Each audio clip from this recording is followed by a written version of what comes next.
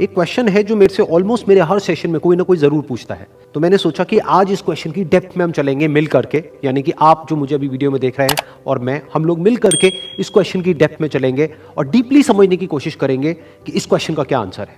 वो क्वेश्चन है कि हमेशा मोटिवेटेड कैसे रहे।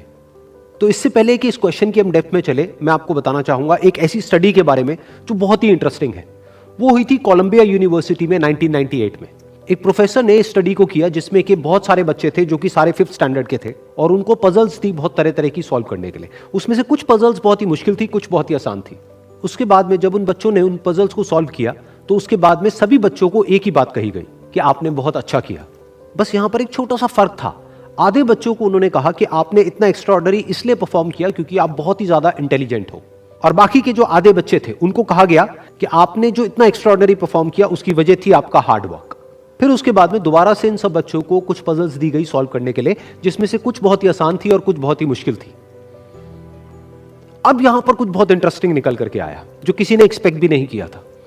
वो बच्चे जिनको कहा गया था कि आप बहुत इंटेलिजेंट हो, बहुत स्मार्ट हो, उनको जब वो पजल्स मिली तो उन्होंने क्या किया, जो मुश्किल पजल्स थी उसको छोड़ दिया, आसान पजल्स के ऊपर काम करना शुरू किया, और उसमें भी कुछ देर बाद ही वो बच्चे बोर हो गए।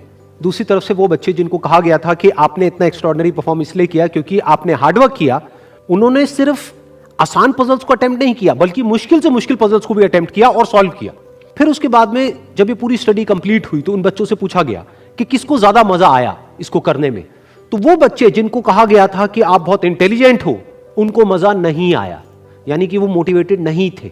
और वो बच्चे जिनको कहा गया था कि जो भी आपने किया वो अपने हार्डवर्क की वजह से किया, उन्होंने ना सिर्फ अच्छा परफॉर्म किया बल्कि वो एंड तक मोटिवेटेड भी थे और उनको मजा भी आया। अब ये स्टडी जिसके बारे में मैंने अभी आप लोगों को बताया, ये इतनी इंटरेस्टिंग इसलिए है क्योंकि ये जिस तरीके से हम सोचते हैं हमारे थॉट पैटर्न को चैलेंज करती है। हम क्या सोचते हैं कि अगर हम पेरेंट्स हैं या हम टीचर्स हैं और अपने बच्चों को हम बोलेंगे कि आप बहुत इंटेलिजेंट हो, आप बहुत स्मार्ट हो, तो वो अच्छा परफॉर्म करेंगे। लेकिन इस स्टडी में एग्जैक्ट उसका ऑपोजिट निकल करके आया है। तो इस स्टडी में जो फैक्ट्स रिवील हुए उसको समझने के लिए हमको एक कॉन्सेप्ट को समझना पड़ेगा, जिस कॉन्सेप्ट को कहा जाता है लोकस ऑफ कंट्रोल। हुआ क्या कि जिन बच्चों को कहा गया कि आप बहुत ही स्मार्ट हो, बहुत ही इंटेलिजेंट हो, उनका जो लोकस ऑफ कंट्रोल था वो उनके अंदर नहीं था, उनके बाहर था। लोकस का मतलब है सेंटर ऑफ कंट्रोल, मतलब कि अगर वो स्मार्ट है, अगर वो इंटेलिजेंट है तो इसमें उनका खुद का कोई रोल नहीं है, वो उनके कंट्रोल से बाहर है। दूसरी तरफ से जिन बच्चों को कहा गया कि जो भी आपने अचीव किया वो अपने हार्डवर्क की वजह से अचीव किया, उनका जो लोकस ऑफ कंट्रोल था वो उनके अंदर था, यानी कि हार्डवर्क पूरी तरह से उनके खुद के हाथ में था कि अब उनके ऊपर है कि वो कितना हार्डवर्क करते हैं।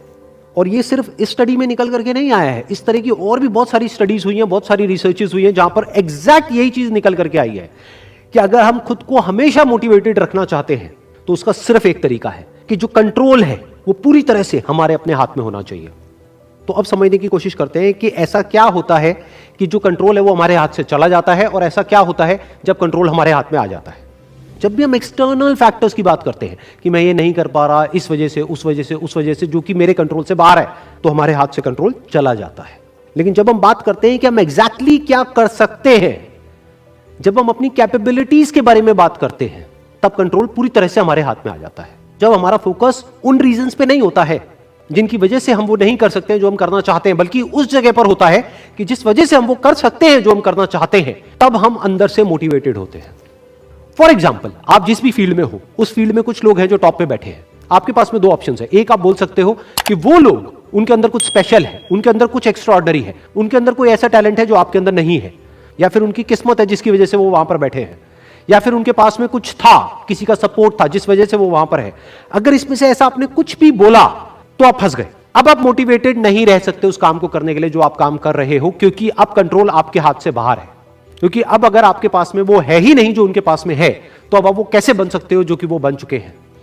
लेकिन अगर आप ये बोलते हो कि जिस भी फील्ड में आप हो उस फील्ड में जो भी टॉप पे बैठे हैं वो वहां पर है अपने हार्डवर्क की वजह से, अपने स्मार्टवर्क की वजह से, या जो कुछ भी उन्होंने किया, जो कुछ भी उन्होंने सीखा उसकी वजह से, तो अगर वो कर सकते हैं तो मैं भी कर सकता हूं। उन्होंने भी मेरी ही तरह एक ना एक दिन कहीं ना कहीं से शुरुआत करी थी, जहां से कि आज मैं शुरुआत कर रहा हूं। तो मुझ में और उनमें अगर कोई फर्क है तो वो सिर्फ एक है, वो है टाइम का, कि आने वाले 10 साल बाद या 20 साल बाद मैं भी उन्हीं की जगह पर हो सकता हूं या उनसे भी आगे हो सकता हूं जहां पर आज वो है। तो अब कंट्रोल पूरी तरह से आपके हाथ में है। तो हमारे पास में हमेशा ये दो ऑप्शंस होते हैं, एक कि हम कंट्रोल को अपने हाथ से छोड़ दें और दूसरा कि कंट्रोल हम पूरी तरीके से अपने हाथ में ले लें।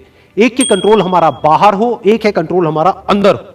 तो इस बात को हमेशा याद रखना कि आपका कंट्रोल कहीं बाहर नहीं होना चाहिए, आपके अपने ही अंदर होना चाहिए। Wish you all the very best. Thank you so much.